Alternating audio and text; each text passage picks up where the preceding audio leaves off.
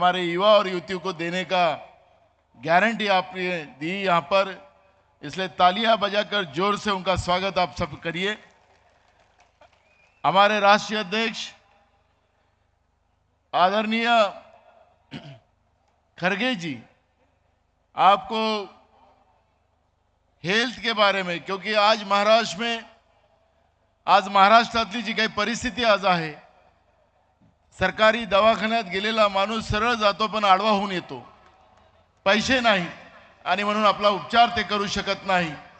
आणि म्हणून या सगळ्या गरजू लोकांना महाराष्ट्रामध्ये आर्थिक ताकद देऊन त्याचा जीव वाचवण्याचा एक संकल्प या ठिकाणी केला जातो आणि त्याची घोषणा आदरणीय काँग्रेस पक्षाचे राष्ट्रीय अध्यक्ष आमचे नेते मल्लिकार्जुन खरगे साहेब आपल्याला मार्गदर्शन करतील अशी त्यांना विनंती करतो।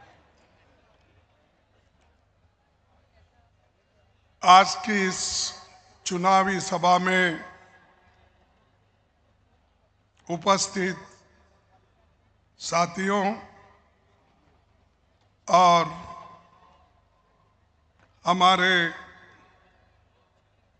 अपोजिशन पार्टी के गठबंधन दल के उपस्थित नेता और कार्यकर्तागण और मंच पर बैठे हुए सभी नेतागण और मीडिया के मेरे दोस्तों, भाइयों और बहनों, अभी आपने सभी का भाषण सुना,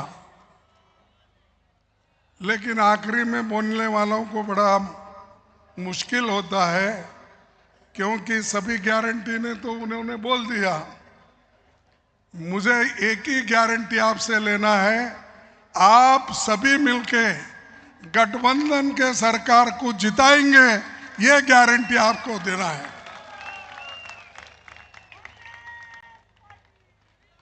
और यूं ही होता है, जब बफे सिस्टम में हम खाने के लिए बैठते हैं तो जो पहले पंक्ति में रहते हैं वो लोग ठीक ठाक से खा लेते हैं, जो पीछे रहते हैं उनको बाद में थोड़ा कुछ मिलता है। ये वैसा ही है कि जो हमको चांस मिला कहने का, मैं थोड़ी बातों में मेरी बात को आपके सामने रखूंगा। आप और मेरे लिए एक 10-15 मिनट दीजिए, उसके बाद ये मीटिंग खत्म होगी तो मैं आपके सामने जो आज 5 गारंटी हमारे नेताओं ने दी है, बड़ा सोच समझकर उन्होंने रखा है। बहुत गहन अभ्यास करके ये जो 5 उन्होंने गारंटीज दिए हैं, वो आप सबके भलाई के लिए और महाराष्ट्र के भलाई के लिए दिए हैं। जैसा कि राहुल जी ने कहा, महालक्ष्मी, जिसको महिला को हर महीना 3,000 रुपए देने की उन्होंने घोषणा की, और ये गठबंधन सरकार का कहना है और ये दे के रहेंगे हम। ऐसा ही हम कर्नाटक में दिए हैं, तेलंगाना में दिए हैं, दूसरे जगह जहां पर हमारी सरकारें हैं वहां पर हम देते आ रहे हैं। कभी कभी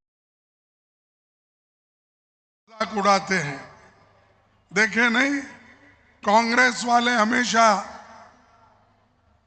ये, लेकिन वो निभाते नहीं। मोदी साहब, आप तो इतने गारंटी दिए 10 साल में, एक तो गारंटी आपने निभाया।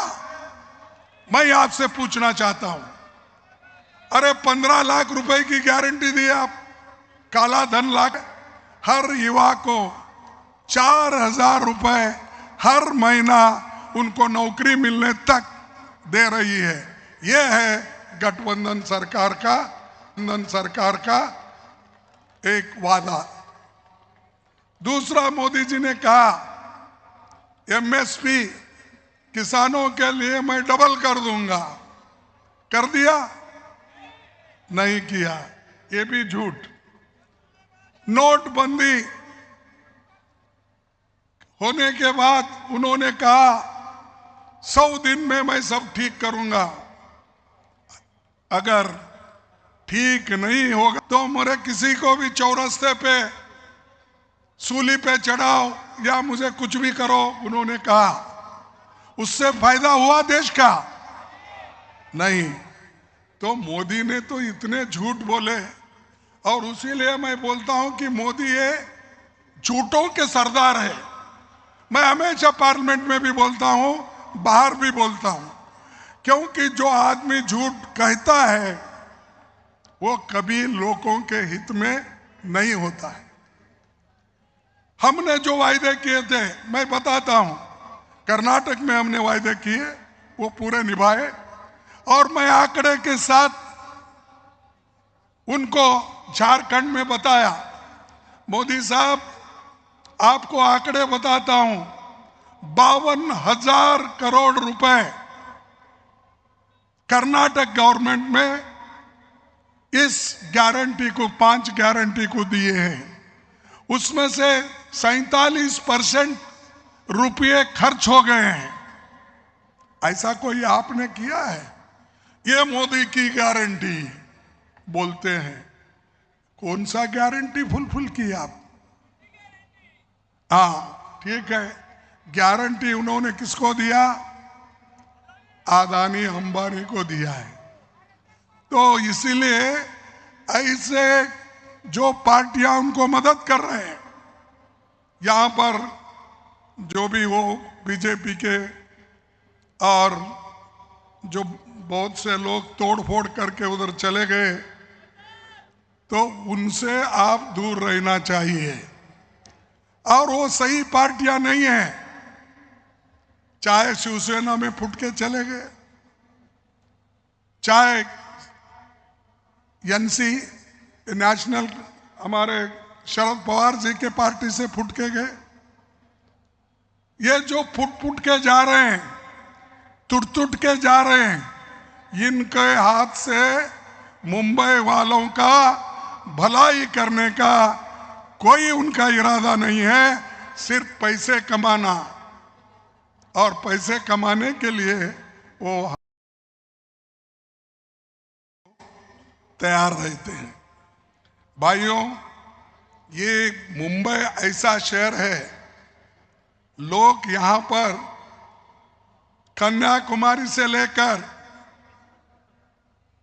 कश्मीर तक, यूपी के, बिहार के, बंगाल के, मध्य प्रदेश के, हर स्टेट का आदमी यहां आकर पलता है, मजदूरी करता है। अपने स्टेट में जब वो सोचता है, अरे अगर मैं मुंबई जाऊंगा कम से कम हमको एक दिन का खाना तो मिलेगा, मजदूरी तो मिलेगा, ये कहकर अपने गांव छोड़ते हैं। लेकिन यहां पर क्या हो रहा है? उनके लिए कोई जगह नहीं बची, और खासकर जो मुंबई वासी हैं उनके लिए भी जगह नहीं बची। अब दूसरों को तो मदद करना छोड़िए। मुंबई में जो आता है कभी भूखा नहीं मरता, ये कहावत कर्नाटक में, आंध्रा में, तेलंगाना में, हर जगह है। लेकिन यहाँ के लोग, यहाँ जो जमीन है वो बेच रहे हैं, और यहाँ जो अभी राहुल जी ने कहा कि ये जो इन्वेस्टमेंट यहाँ पर आ रहा है, वो इन्वेस्टमेंट कहाँ जा रहा है? मैं उद्धव ठाकरे जी से पूछता हूं, क्यों उसको जाने दे रहे हैं? पवार साहब से भी पूछता हूं, वो क्यों बाहर जाने दे रहे हैं? क्या आपसे भी वो मजबूत है? अगर आप लोग एक होकर खड़े रहे, ये पैसा इन्वेस्टमेंट यहां का दूसरे जगह जा नहीं सकता। हम आपके साथ हैं। मुंबई ये हिंदुस्तान का एक आर्थिक कैपिटल है। फाइनेंशियल कैपिटल है। मुंबई है एक हिंदुस्तान का नाक है। हिंदुस्तान के लिए फक्र की बात है। जो भी फॉरेन मिनिस्टर्स आते हैं, प्राइम मिनिस्टर्स आते हैं, पहले वो मुंबई के तरफ देखते हैं। मुंबई में कहाँ हमको इंडस्ट्री बसाना, कहाँ हमको यहाँ पर इन्वेस्टमेंट करना, ये सोचते हैं। लेकिन इसको खत्म करने वाले ये बीजेपी के लोग और शिवसेना जो फूटी हुई है वो लोग, ये बहुत कुछ पीछे से काम कर रहे हैं।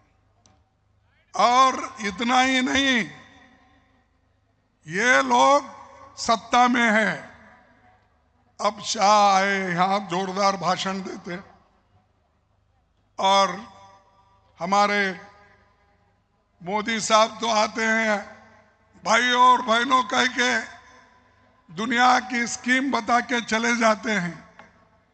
लेकिन तुमने मुंबई के लिए क्या किया, इसका उत्तर पहले दो। यह प्रश्न उसके सामने रखना चाहिए। लेकिन आपको उत्तर कहीं नहीं देंगे। मैंने तो चैलेंज किया, क्योंकि मेरे स्कीम को, मेरे गारंटी को उन्होंने चैलेंज किया, तो मैंने भी चैलेंज किया। आओ मोदी साहब, बेंगलोर में एक जगह ठहरेंगे और आपकी गारंटी कितने यशस्वी हो गए। आपने जो कहा था इलेक्शन में, 11 साल में आपने कितने गारंटी दिए थे, उसमें से कितने गारंटी आपने किया, और यूपीए सरकार में हमने कितने गारंटी थी, हमने क्या किया, मैं बताऊंगा। अभी भी राज्य में हमने क्या किया हम बता देंगे। सिर्फ टीका करने से गरीबों का पेट नहीं भरता, या हमको गाले देने से जनता का पेट नहीं भरता। वो सिर्फ बात करना जानते हैं, काम करना नहीं जानते। तो मैं आपसे विनती करूंगा कि आप ऐसे धरती से आते हो जहां महात्मा फुले, शाहू महाराज, अंबेडकर, इनके धरती से आते हो। और यह संविधान किसने बनाया? यही मुंबई के रहवासी डॉक्टर बाबा साहब अंबेडकर ने बनाया। यह मुंबई की देन है। तो ये इसको रक्षा करना और इसकी हिफाजत करना आपका काम है। लोकतंत्र को बचाना आपका काम है। इसलिए ये बात कभी भी आप मोदी जी के नाम से मुंह से नहीं सुनेंगे, शाह के मुंह से नहीं सुनेंगे, आरएसएस के मुंह से नहीं सुनेंगे। ये अगर कोई बात कर सकते हैं जो गरीबों के तरफ है, तरफदारी करते हैं, वही लोग कहेंगे। इसलिए दोस्तों, मैं आपको यही कहने आया हूं कि फुले, अंबेडकर, शाहू महाराज, इनकी जो विरासत है उसको संभालिए। अरे आपसे दूसरे लोग सीखे हैं। अंबेडकर नाम आज पूरे हिंदुस्तान में हर आदमी लेता है, फुले जी का लेता है। चाहे वो यहीं पैदा हो गए होंगे, यही कार्य उनका होगा। शाहू महाराज का उदाहरण सब जगह देते हैं। क्यों? सामाजिक न्याय के लिए, गरीबों की तरफदारी करने के लिए उन्होंने जो काम किया, उसके लिए सारा देश महाराष्ट्र के तरफ देखता है। और महाराष्ट्र के लोग एक एक करके छोड़ रहे, बाहर जाने दे रहे। तो मैं आपसे विनती करूंगा, आप अगर एक रहेंगे, यूनिटी रहेगी, आपके पास का कोई स्कीम कोई भी नहीं छीन ले सकता। मैं ये दावे के साथ कहता हूं। तो इसलिए मैं आपसे ये बात कह रहा हूं, इसलिए कि ये बीजेपी सरकार हर चीज बेच रही है। बड़े बड़े कारखाने बेच रहे हैं, पब्लिक सेक्टर्स बेच रहे हैं, एयरपोर्ट बेच रहे हैं, पोर्ट बेच रहे हैं, और यहां तक अदानी साहब के जो पोर्ट है, मैं समझा वो वहां गवर्नमेंट सिक्योरिटी है, समझा प्राइवेट सिक्योरिटी है। उस पोर्ट से यहां पर नशीले चीजें यहां आ रही है, ऐसा मुझे पता लगा। तो नशीली चीजें अंदर लाने के लिए अगर वो पोर्ट काम करता है तो आप महाराष्ट्र के लोग चुप नहीं बैठना चाहिए, हम भी चुप नहीं बैठना चाहिए, इसके खिलाफ लड़ते रहना चाहिए। नहीं तो हमारे बच्चे पंजाब में जो हो रहा है, हरियाणा में जो हो रहा है, नशे में डूब जाएंगे, काम नहीं करेंगे। इसीलिए मैं आप तमाम से विनती करता हूं कि यहाँ जो ऐसी सरकार है जो मोदी जी ने बिठाई, हमारी सरकार थी, उद्धव ठाकरे जी चीफ मिनिस्टर थे, हम सब लोग गठबंधन में थे। अरे हमारे सरकार को छीन के, चोरी करके तुमने लिया, और चोरों को सपोर्ट करने वाले मोदी और शाह, उनको सबक सिखाना है। सिखाएंगे आप? अरे क्या जोशी नहीं ना भाई, हम तो सुनते थे बहुत जोशीले यहाँ। ये जो चोरों की सरकार है, इनको भगाना पड़ेगा, इनके ऊपर चार्जशीट करके इनको जेल में डालो। इसीलिए तुम्हारा सपोर्ट हमको होना, इसीलिए हमारे लोगों को तुम चुन के भेजना। अगर आप चुन के भेजेंगे, हम अच्छी सरकार देंगे, और ये जो हमारे गारंटीज है, हमने जो आपको दिया है, ये गारंटीज पक्के हैं। मोदी जी के जैसा नहीं है 15 लाख दूंगा, 2 करोड़ नौकरी दूंगा, डबल इंजन की सरकार है, एमएसपी डबल करूंगा, ये सब झूठे वायदे किए। ये नहीं, ये पक्के वायदे हैं। ये बजट देखकर उन्होंने विचार करके ये किया है। तो इसीलिए जो सच बोलते हैं, जो आपका काम करते हैं, उनको आप सपोर्ट कीजिए। और यहाँ पर किसानों के बारे में हमारे शरद पवार जी बोले हैं बहुत कुछ, मैं फिर उसको दोहराना नहीं चाहता।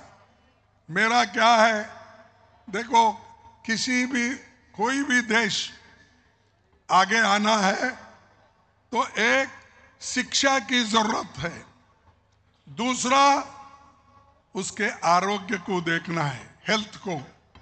तो मैं अब घोषणा करता हूं, गरीबों के लिए जो हेल्थ प्रोग्राम है, हम लोग 25 लाख रुपए इंश्योरेंस सरकार से करेंगे, फ्री औषध देंगे, और 25 लाख रुपए की गारंटी ये इंश्योरेंस में देंगे। तो हमारे सभी गारंटी जो लोगों के हित में है। अब बुलेट ट्रेन आप देखिए, मोदी जी बोले मैं 2 साल में अहमदाबाद से मुंबई तक बुलेट ट्रेन लाऊंगा। कहाँ है भाई तेरी बुलेट ट्रेन? वो पुल गिर गया, मोदी जी जिसको हाथ लगाते वो गिरते रहता है। पुल गिर गया मुरैना में, वहां पर गुजरात में पुल गिर गया। मैं समझता हूं, मेरे पास आंकड़े हैं, ये इनके जमाने में कितने पुल गिरे और कितने इन्होंने पैसा खर्च किया, ये मैं आपको बताना चाहता हूं। ये जो है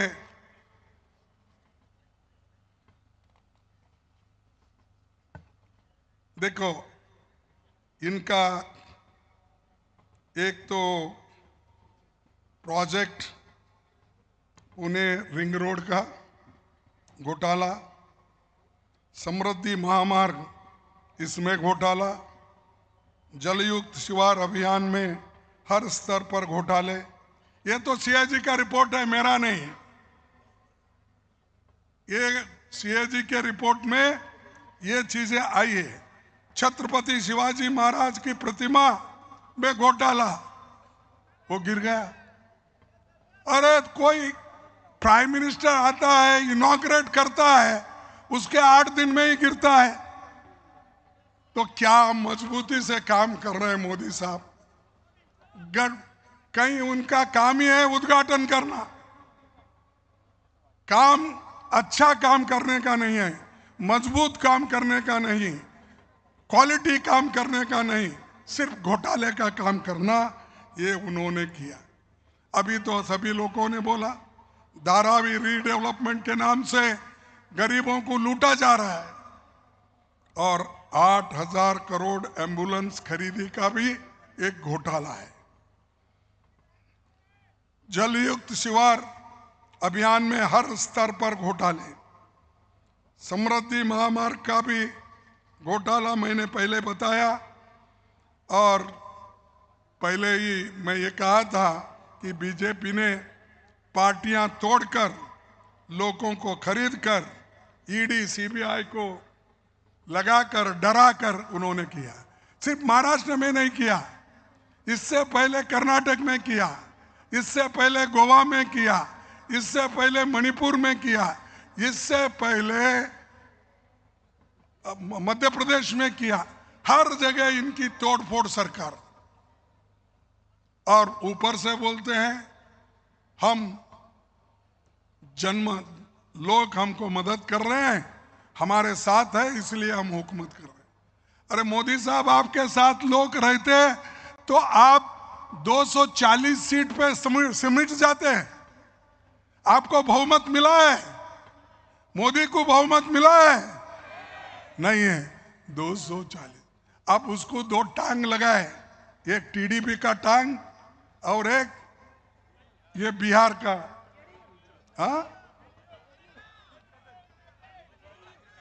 जेडीयू का टांग, एक जेडीयू का टांग, एक टीडीपी का टांग लगा लेके चल रहे हैं मोदी।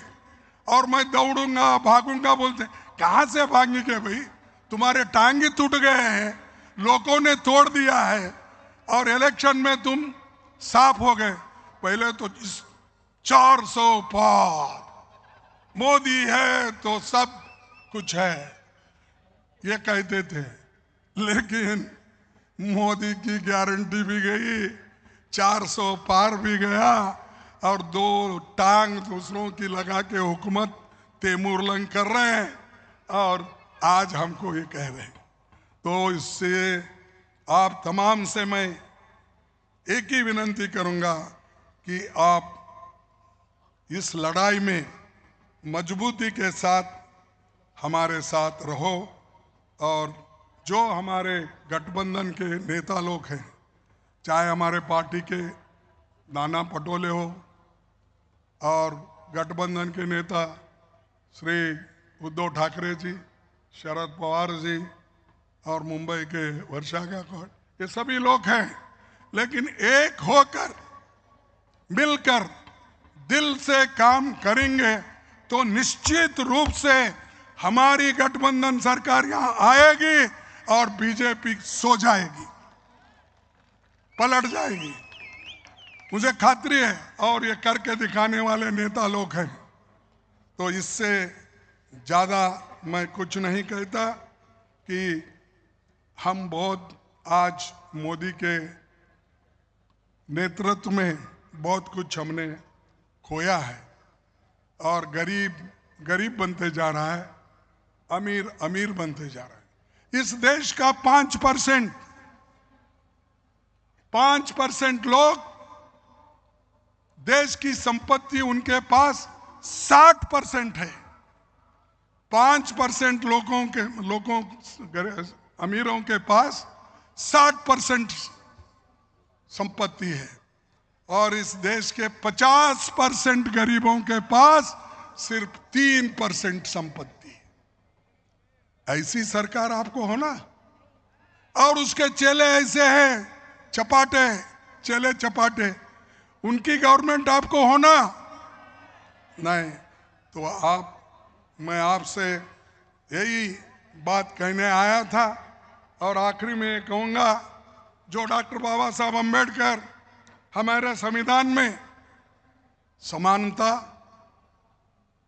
और स्वतंत्रता और बंधु प्रेम, ये 3 चीजें हमको उन्होंने दी है और इन तीनों चीजों को लेके हम आगे बढ़ना है और उनको हम सबक सिखाना है।